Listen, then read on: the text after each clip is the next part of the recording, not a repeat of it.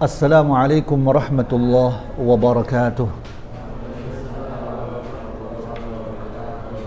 Alhamdulillah wassalatu wassalamu ala Rasulillah wa ala alihi wa sahbihi wa mawalah.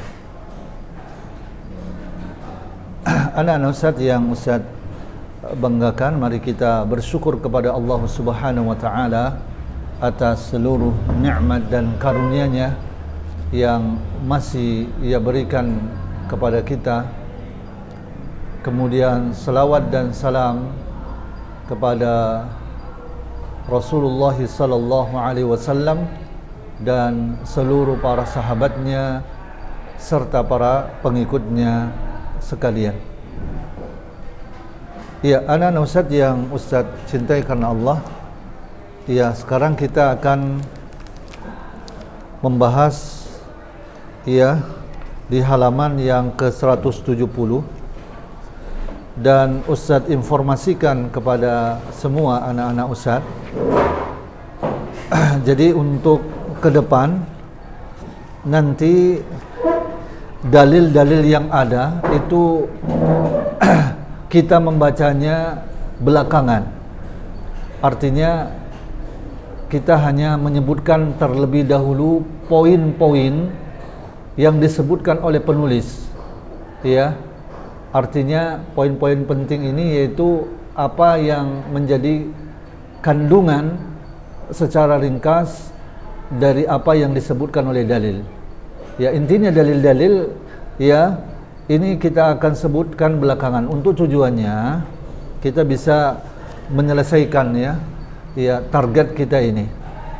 Dan insyaallah mudah-mudahan kita memiliki waktu yang luas sehingga kita bisa mengejar membacakan dalil-dalil yang ada.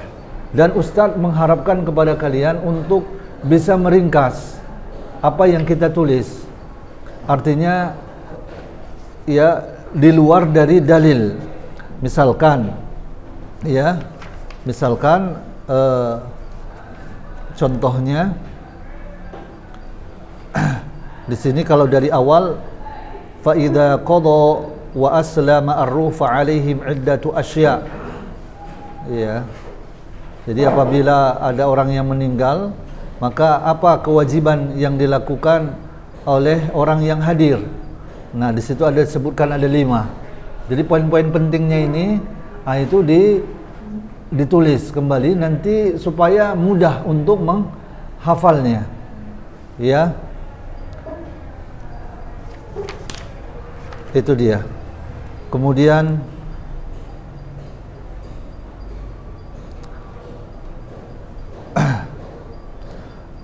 di sini apa yang boleh bagi orang yang hadir?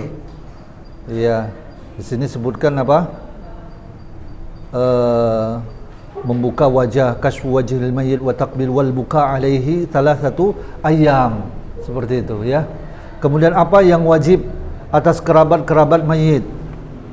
Ya, disebutkan ya ini halaman 167, yaitu yang pertama al-awwal as-sabru war-ridha bil qadar. Kemudian yang kedua at-tsani al-istirja. Gitu. Kemudian apa yang haram bagi kerabat-kerabat mayit? Ini ada berapa? Ada 5. Itu dia an-niyaha, darbul khudud, wa syaqqul juyub, kemudian halqus sya'ri, nashrus sya'ri, ya.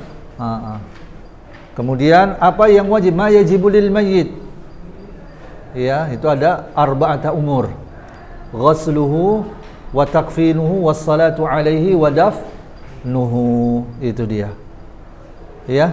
Jadi ini kalau bisa ringkas. Nah, kalau untuk dalil-dalilnya mungkin nanti belakangan. Memang lebih bagus itu bisa menghafal dalilnya, lebih kokoh ilmu kita. Ya, sekarang kita halaman 170. Ya, wayajibu ya. Iya. Wayajibu an yatawalla ghaslul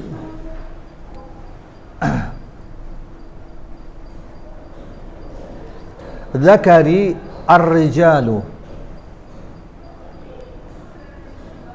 wal untha an-nisa'u wa yustathna min dalika. Dapat kan anak-anak Ustaz? Iya. Wa yustathna min dalika az-zawjani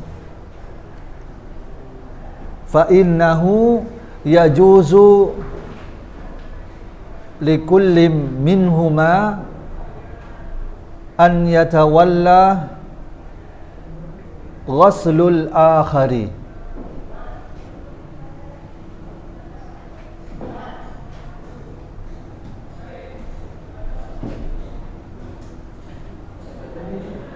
Dia kita artikan wayajibu dan wajib an yatawalla yang berhak, yang memiliki kekuasaan, ya yang berhak ghuslul dzakari, memandikan laki-laki, ya memandikan mayat laki-laki az-zakari adalah ar-rijalu, golongan laki-laki juga. Wal unta, dan perempuan, itu mayat perempuan, yang memandikannya juga adalah an-nisa'u, yaitu harus perempuan. Wa yustathna dan dikecualikan, ya, dan kecuali, ya, min dzalika, dari hal itu adalah az-zaujani, suami istri. Ya, jadi pengecualiannya adalah suami istri, ini boleh. Ya. Fa innahu,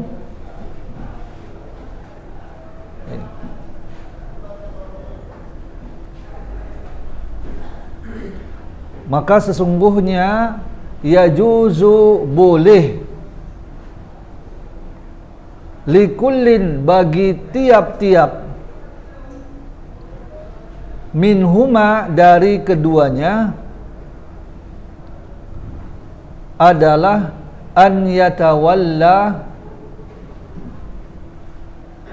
ya,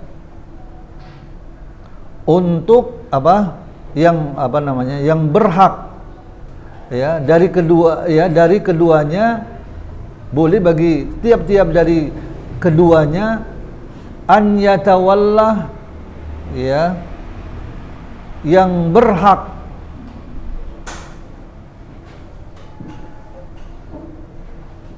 ghuslul akhari, membandingkan lainnya. Jadi pengecualiannya itu hanyalah suami istri. Jadi mayat laki-laki yang memandikan laki-laki, mayat perempuan yang memandikan adalah golongan perempuan, dikecualikan adalah suami istri.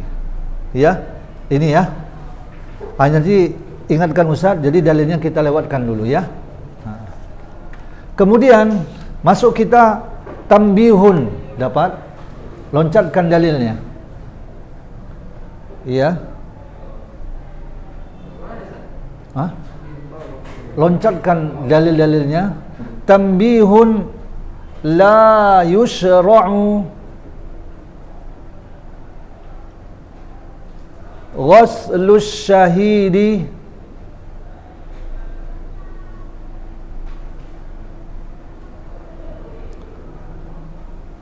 qatilul ma'rakati.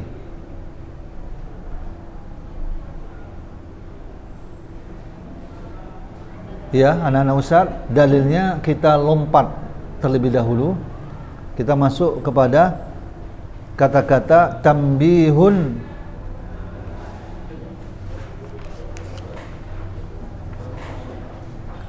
Ya, catatan, tambihun, catatan. La yusra'u, tidak disyariatkan, ghuslus syahidi, memandikan jenazah yang mati syahid. Jenazah sebagai syahid, ya, jenazah yang syahid, ghuslus syahidi, ya, tidak disyariatkan memandikan seorang syahid qatilu, yang gugur, yang terbunuh, qatil, yang terbunuh, qatilul ma'rakati, yang terbunuh di peperangan, di medan peperangan, ma'rakah, ya, di medan peperangan. Itu dalilnya, nanti kita apakan saja, ya. Ini ada dalilnya, yaitu kuburlah mereka dengan darah-darah mereka, idfanuhum fi dimaihim, yakni yauma Uhud, walam yaksilhum. Beliau tidak memandikannya. Nah, ini kita lewatkan dulu, ya.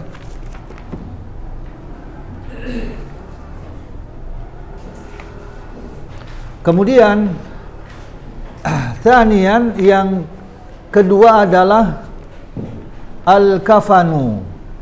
Jadi yang wajib, ya, dilakukan oleh keluarganya dan selainnya terhadap mayit, yang pertama tadi apa? Memandikannya, ghasluhu. Ya, ghasluhu. Kemudian kita masuk pembahasan yang kedua, yaitu al-kafanu. Al-kafan, kafan. Al-kafnu. Ya, al-kafnu.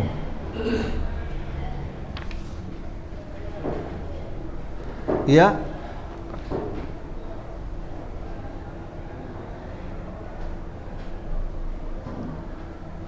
Wa wujubuhu ma'khudun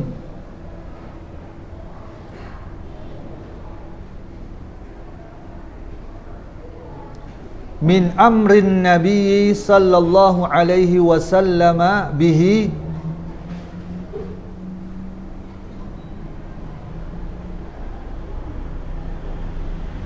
fi hadithil muhrimil ladhi waqasathu naqatuhu.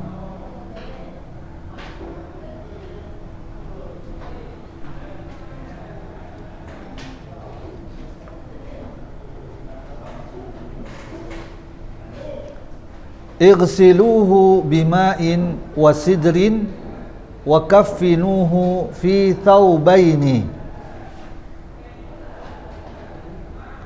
Ya, wa wujubuhu, dan kewajiban mengkafani mayat, ma'khudun, diambil,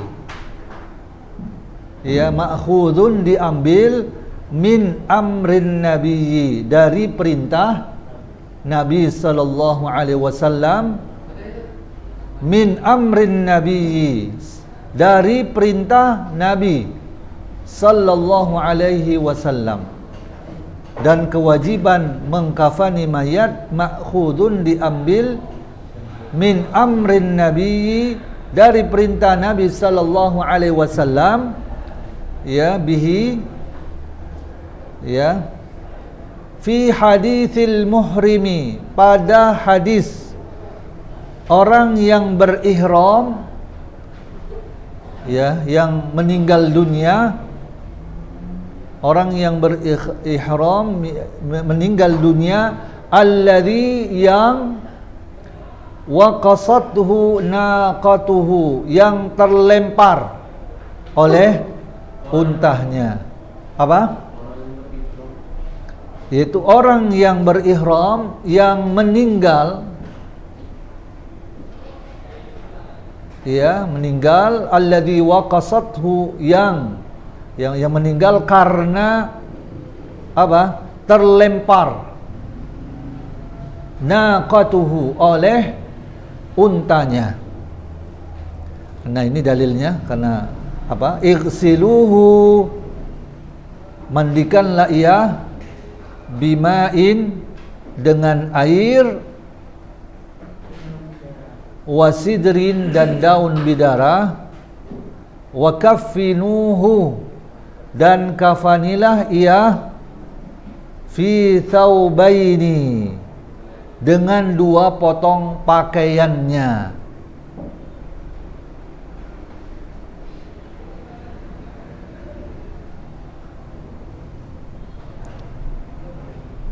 Ya, kemudian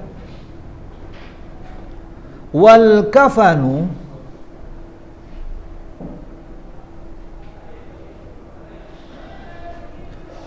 au thamanuhu min malil mayyiti walau lam yukhallif ghairahu.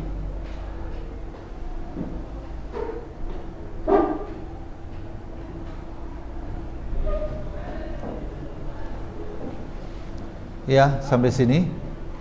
Wal kafanu dan kafan, yaitu kafan, ya, dan kafan atau thamanuhu dan nilainya, maksudnya nilai itu adalah apa?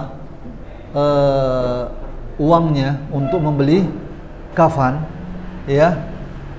Wa thamanu dan harganya, nilainya, maksudnya rupiahnya, ya, kalau kita adalah apa? Rupiahnya untuk membeli kain kafan.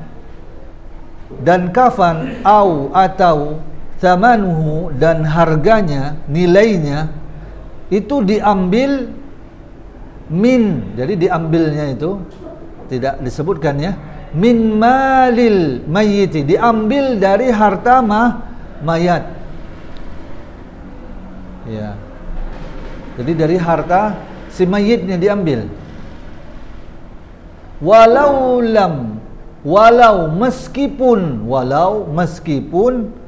lam yukhallif, ia tidak mewariskan ghairahu, selainnya, maksudnya meskipun ia tidak mewariskan apa? Ahli warisnya. Karena apa? Ya, harta warisnya itu cuman bisa untuk beli kain kafan. Jadi beli kain kafan dulu kebutuhannya. Jadi kain kafan itu diambil, ya, dari apa? Min malil mayyit. Nah, ini hadisnya diambil dari hadis Khabbab bin Al-Arat. Ya, kita lompati dalilnya.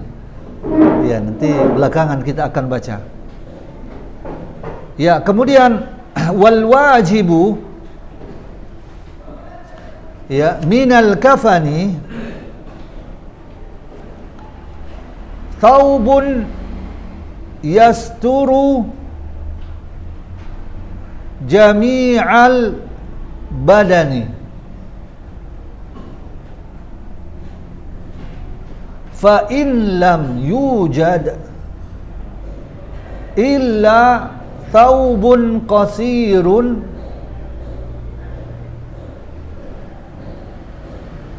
la yakfi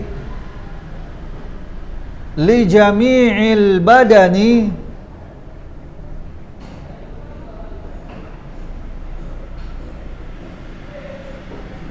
ghatta ra'sahu wa ja'ala ala rijlaihi minal idkhiri minal idkhiri. Ya, sampai situ. Ya, kita artikan. Wal wajibu, dan wajib, ya, minal kafani, wajib kain kafan itu thawbun, berupa kain, yasturu, yang menutupi, jami'al badani, seluruh badan. Ya, wajib kain kafan itu adalah kain yang menutupi seluruh badan mayat. Fa in lam yujad, maka jika tidak ada, illa kecuali thawbun qasirun, selembar kain yang pendek. Thawbun qasirun, selembar kain yang pendek. La yakfi, yang tidak mencukupi. La yakfi itu tidak cukup, ya. Yang tidak mencukupi, yang tidak cukup, li jami'il badani, untuk menutupi li jami'i, seluruh badan, maka ghatta ra'sahu, maka tutuplah kepalanya. Apa? Ghatta ra'sahu. Ya, hendaknya dia menutup kepalanya.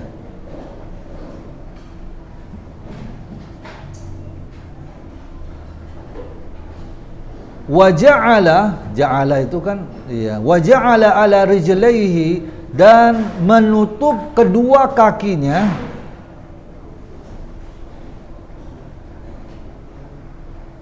minal idkhiri, yaitu dengan idkhir. Idkhir itu adalah tumbuh-tumbuhan yang dikenal akan bau harumnya. Jadi tumbuh-tumbuhannya itu wangi. Ya, daun-daun lah, ya kan? Itu daun yang wangi. Jadi kalau di sini apa sajalah, ya, daun yang apa namanya, untuk bisa menutupinya, ya. Iya. Kalau bisa dicari agak wangi, ya kalau sekarang kan daun apa ya? Mungkin ya paling yang bisa nutupi ya daun pepaya, ya kan? Papandan, tapi kan iya memang wangi dia, tapi kecil-kecil kali ya. Bisa juga kalau memang nyari ya agak apa namanya, ya agak di inilah, dirapat-rapatkan, ya kan. Nah, itu wangi. Nah, kalau bisa diapakan yang agak yang harum dia. Yang harum. Ya. Ini kalau apa? Kalau misalkan sedikit. Jadi ininya ditutup kepalanya, tapi bagian ininya lah yang terbuka, ya kan. Nah, itu ditutup dengan apa? Dedaunan. Ya daun lah. Ya kalau idkhir ini kan payah nyarinya dia, apa ya kan? Dia daun apalah bisa nutupi ini kakinya. Yang penting tertutup. Itu dia. Kalau nggak ada kain, ya, tidak ada kain. Dan ini dalilnya ada, dan itu terjadi pada masa Rasulullah SAW. Ya. Kalau tidak salah, termasuk salah satunya adalah sahabat Nabi SAW. Di sini dalilnya sebutkan adalah Mus'ab bin Umair. Ketika beliau itu terbunuh di dalam peperangan, maka nggak ada kain kafan yang mencukupi untuk menutupi tubuhnya, seluruh tubuhnya, sehingga itu bagian kakinya itu ditutupi dengan apa? Idkhir ini, daun, ya, tumbuh-tumbuhan yang harum ini. Jadi kepalanya itu diusahakan kepalanya yang ditutup. Nah, kalaupun mau ditambah itu kekurangan itu bagian apa? Bagian kakinya. Itu dia, ya, bagian kakinya. Dan Mus'ab bin Umair ini adalah termasuk seorang sahabat yang mirip dengan Nabi SAW. Maka ketika Mus'ab bin Umair itu meninggal dunia, syahid, maka goncang para sahabat. Dan orang kafir menganggapnya yang mati itu adalah yang Rasulullah SAW, karena mirip dengan Rasulullah, dan beliau termasuk seorang yang tampan, dan beliaulah delegasi Nabi SAW ketika di Mekah untuk berdakwah ke penduduk kota Madinah. Jadi beliau utusan Nabi untuk mendakwahkan Islam, dan alhamdulillah pembesar ya suku yang ada di kabilah, dua kabilah besar di Madinah, itu mau ikut ajakan ya Mus'ab bin Umair ini, ya kan, dan masuk Islam. Ya, masuk Islam dengan sebab mereka orang-orang Madinah itu masuk Islam dikarenakan awalnya pengaruh pembesarnya, ketua kabilahnya masuk Islam, ikut rakyatnya. Jadi orang-orang pembesar itu punya pengaruh baik dalam kebaikan maupun di dalam keburukan. Orang-orang yang punya kekuasaan, punya harta yang banyak, itu kalau dia gunakan kekuasaan dan hartanya, itu dia bisa giring manusia kepada kebaikan. Seperti halnya tengok orang penduduk Madinah yang mereka menjadi Al-Ansar, sahabat-sahabat Nabi SAW, Al-Ansar. Itu sebabnya mereka masuk Islam karena pimpinan kabilah mereka masuk Islam. Itu dia. Begitu juga orang kafir, mereka itu mengingkari para nabi karena mereka mengikuti pembesarnya. Makanya bahaya ini orang-orang yang punya duit, punya kekuasaan, itu kalau dia gunakan kekuasaan dan duitnya, itu kalau dia arahkan kepada keburukan, orang itu bisa terbawa kepada keburukan. Ya, kemudian kita masuk. Ya, ini ya kita masuk. Wa yustahabbu fil kafani umurun.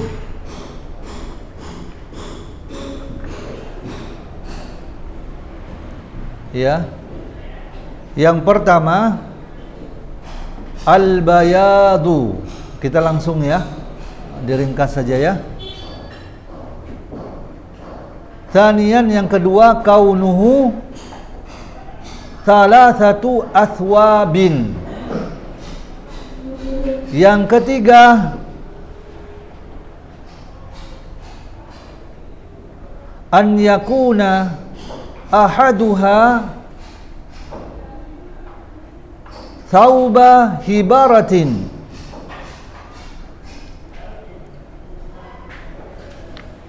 idza tayassara.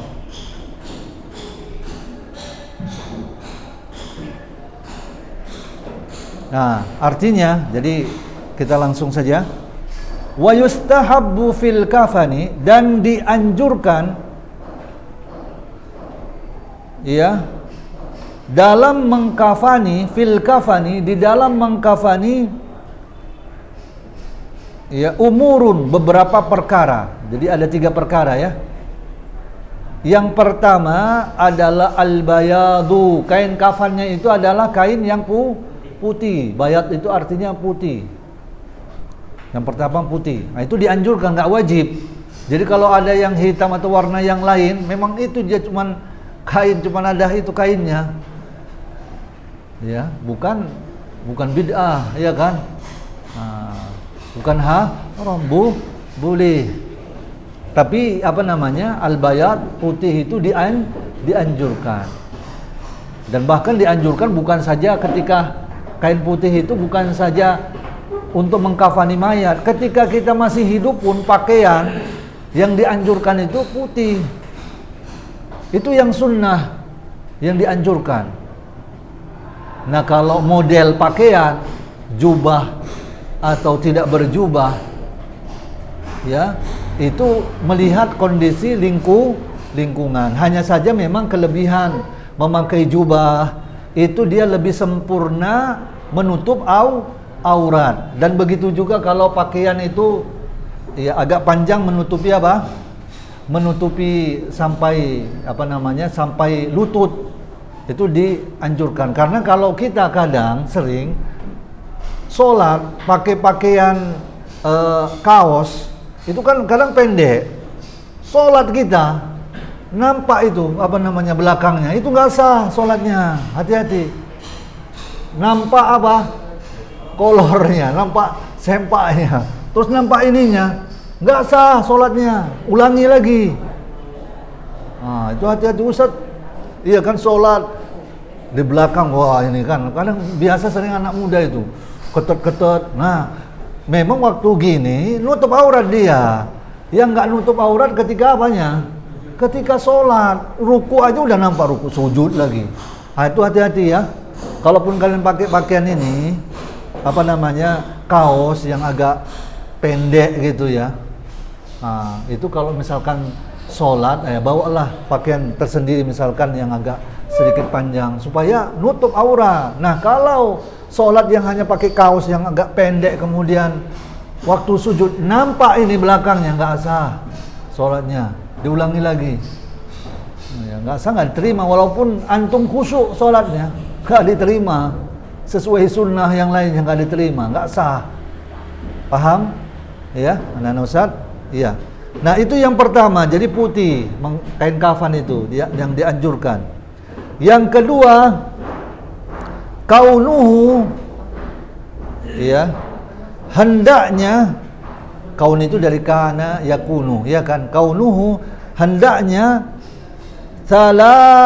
thalathatu athwabin. Kain kafan itu sebanyak 3 kali lipatan. Nanti 3 kain maksudnya. 3 kain maksudnya 3 lipatan. Baik laki-laki maupun perempuan. Hanya saja memang di dalam mazhab Syafi'i untuk perempuan itu ditambah 5. Karena supaya lebih enggak lebih menutup. Tapi kalau sekiranya makanya lebih, insya Allah kalau 3 itu nutup ya. Iya kan, artinya udah nggak transparan. Kecuali kalau memang kain kafannya yang tipis sekali, 3 lapis pun memang ya masih transparan. Jadi sunnahnya itu nggak dibedakan, tetap 3, laki dengan perempuan, mayat laki-laki dan mayat perempuan 3, itu sunnahnya. Akan tetapi memang mazhab Syafi'i dan banyak yang ada di masyarakat karena mengikuti mazhab Syafi'i umumnya berapa? 5. Ya, itu dia. Tapi hadisnya itu adalah berapa? 3. Kemudian yang ketiga, an yakuna, hendaknya ahaduha, salah satu kainnya, yaitu kain kafannya itu salah satunya adalah thauba hibaratin, kain yang bergaris.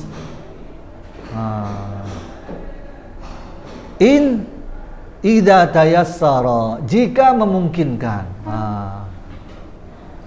Jadi untuk mengikuti apa? Sunnah. Karena memang Nabi SAW memerintahkan ini, apabila salah seorang di antara kalian kamu wafat, sedangkan dia punya kemampuan, maka kafanilah ia dengan kain hibaroh. Itu kain yang bergaris-garis. Jadi putih tapi garis-garis dia. Ada garis-garisnya. Masya Allah. Ya, itu sunnah, mustahab. Makanya bagus sekali kalau misalkan kita belum meninggal, udah kita siapkan, beli kain kafan untuk kita. Iya kan? Jadi nggak repot-repot. Memang kain kafan ini memang dari apa? Dari ini kita sendiri. Udah kita ukur sendiri. Tapi kan kalau misalkan masih kadang kalau udah ketinggian ya, makanya kadang kalau macam kalian bisa lebih tinggi lagi ya kan. Kalau misalkan ya mungkin kalau SMA itu udah nggak tinggi lagi ya. Ya biasanya ya. Ya kalau memang ada misalkan udah disiapkan kain kafan, antum apakan ya kan, sesuai dengan ukuran kita. Masya Allah. Itu dia. Ya, sampai jam berapa kita, anak-anak Ustaz?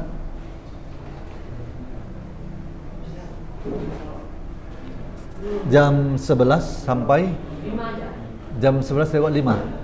Iya. Ya mesti ada waktu lagi sedikit. Nah, kita masuk selanjutnya. Ya, jadi dalilnya belakangan ya, anak-anak Ustaz. Kita langsung kepada poin-poinnya saja. Dan ini untuk supaya kalian mudah untuk meringkasnya dulu. Kemudian yang selanjutnya adalah Ya, kewajiban bagi kita kepada mayit yang ketiga adalah apa? As-salatu 'alal janazati. Menyolatkan jenazah. Ya, menyolatkan jenazah.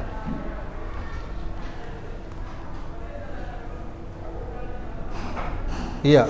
As-salatu 'alal mayyiti muslimi fardun kifayatun.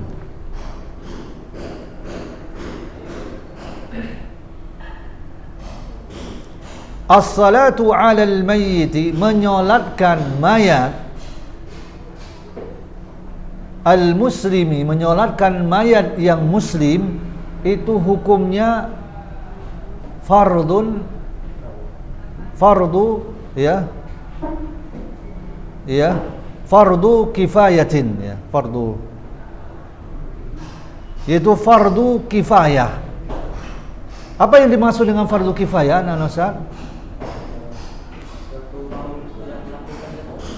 Iya.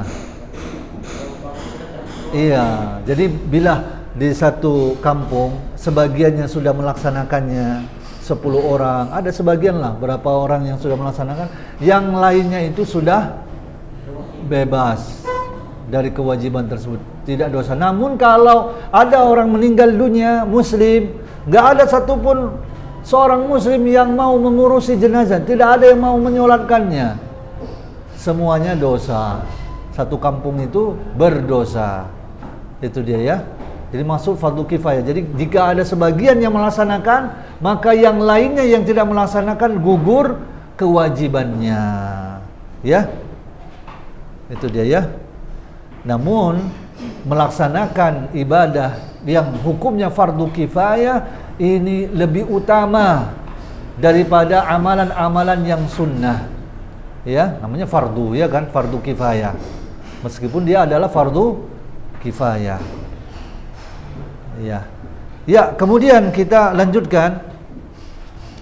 Dalilnya kita lompati. Wa yustathna min dalika syakhsani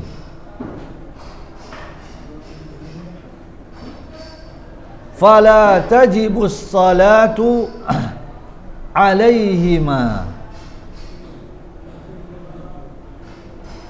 Ya.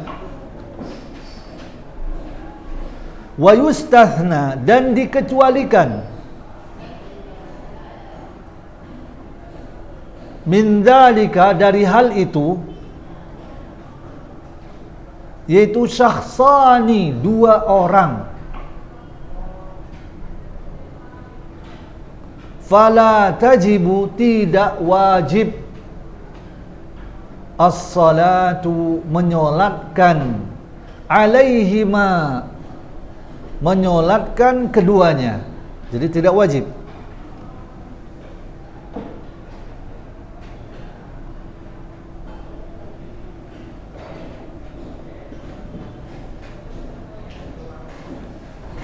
Al-awwalu at-tiflu alladhi lam yablugh.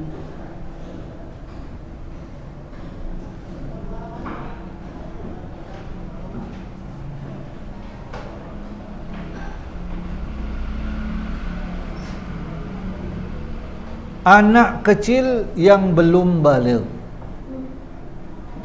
Jadi kalau nggak disolatkan, tidak tidak berdosa, tapi mustahab, ya, menyolatkannya. Ya, anak kecil yang belum baligh, karena ketika putra Nabi yang bernama Ibrahim, yang usianya itu 18 bulan, itu Nabi tidak menyolatkannya. Umurnya 18 bulan. Apa? Yang belum baligh. Ini tidak wajib. Ya. Ats-tsani, yang kedua, asy-syahidu, orang yang mati syahid. Ini tidak wajib menyolatkannya.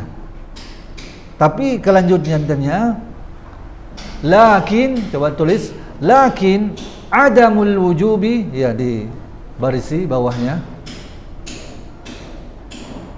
Lakin adamul wujubi la yanfi masyru'iyatas salati alaihima.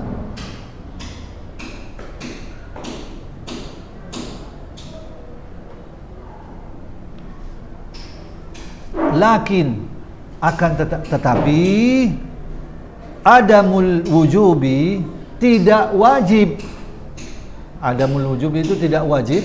Maksudnya tidak wajib menyolatkan apa? Anak kecil yang belum balik dan juga orang yang mati syahid itu la yanfi, tidak menafikan, tidak meniadakan. Tidak meniadakan, la yanfi. Tidak meniadakan, tidak menafikan masyru'iyatas salati, disyariatkan as-salati alaihima, menyolatkan keduanya.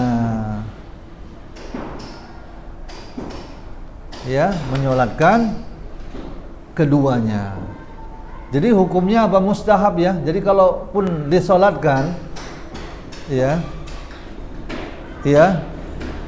orang yang masih kecil, ya, dan begitu juga orang yang mati syahid, itu tidak apa? Itu tidak mengapa, artinya itu dianjurkan, boleh disolatkan. Tapi kalau kita tidak disolatkan, tidak mengapa, karena hukumnya tidak wajib. Hanya saja memang di dalam madhab Syafi'i, orang yang mati syahid itu tak boleh disolatkan. Ya, tidak boleh disolatkan karena mereka menganggap bahwa mandi, ya, dimandikannya jenazah itulah yang menjadi salah satu syarat bisanya dia disolatkan. Karena kalau nggak dimandikan nggak suci dia. Nah, itu di dalam madhab Syafi'i. Akan tetapi dalil menyebutkan, ya, bahwa Nabi menyuruh, ya, untuk apa? Menyolatkan, ya, bahwasannya Nabi SAW pernah menyolatkan Hamzah. Dia mati syahid kan Hamzah, tercabik-cabik itu tubuhnya sehingga nggak bisa dikenal lagi, ya kan, hancur lebur. Paling yang diketahui cuman ada di jemarinya itu ada cincin yang dikenal oleh keluarganya, ya. Jadi itu Nabi SAW menyolatkannya. Jadi ini dalil ketika bertentangan dengan madhab, mana yang kita dahului? Dalil. Jadi kalaupun misalkan kita dasarnya awalnya belajar madhab Syafi'i, rupanya jumpa dalil, tinggalkan madhab, ya, kita tunduk kepada dalil. Karena kita kan umumnya di Indonesia ini ketika kita belajar fikih, yang kita pelajari adalah fikih apa? Syafi'i, ya, jadi madhab kita adalah Syafi'i. Tapi rupanya ketika kita madhab Syafi'i jumpa dalil, ya kita tinggalkanlah apa? Madhab Syafi'i. Misalkan selama ini kita kunut subuh, rupanya kita dapati bahwa hadis tentang kunut subuh dalilnya lemah. Nah, maka karena lemah nggak bisa kita amalkan. Kalau imamnya kunut, itu berbeda pendapat di antara dan di antara para ulama itu berbeda pendapat. Sebagian dan umumnya para ulama Hambali, Hanabilah, mereka menganjurkan untuk mengaminkan doa kunut subuh imam. Akan tetapi ketika dia sudah selesai membacanya, kan ada berhentinya kan? Nah, itu kita kita turunkan. Nah, jangan terus sampai dia takbir ke sujud baru kita turunkan. Namun sebagian ulama yang mutaakhirin di zaman sekarang ini seperti halnya Sulaiman Ar-Ruhaili Beliau menyebutkan kalau kita meyakini bahwa kunut subuh itu bid'ah, maka kita tidak perlu mengikuti imam, terkecuali kalau kita menganggapnya masih perselisihan yang masih bisa ditolerir. Ya, tapi kalau sudah meyakini ini bid'ah, kata Syekh Sulaiman Ar-Ruhaili, maka tidak mengapa dia tidak tidak mengangkat tangan, karena keyakinannya meyakininya sebagai bid'ah. Itu saja. Jadi itu ada sedikit perselisihan di antara para ulama. Ya. Ya, sudah selesai ya anak-anak Ustaz. Kita padakan sampai di sini. Wassallallahu ala nabiyyina Muhammad wa ala alihi wasallam. Wassalamualaikum warahmatullahi wabarakatuh.